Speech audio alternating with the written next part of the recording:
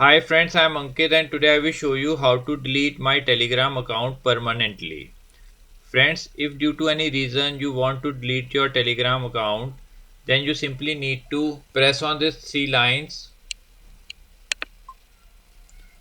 Here you need to press on settings.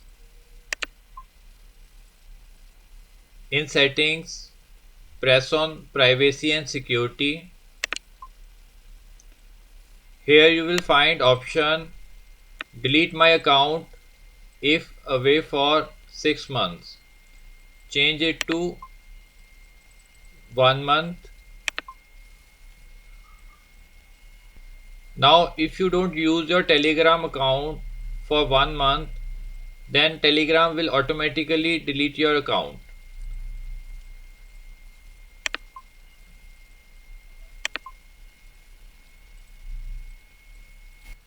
Now click on these three dots and simply log out from Telegram. So like this, you can very easily delete your Telegram account.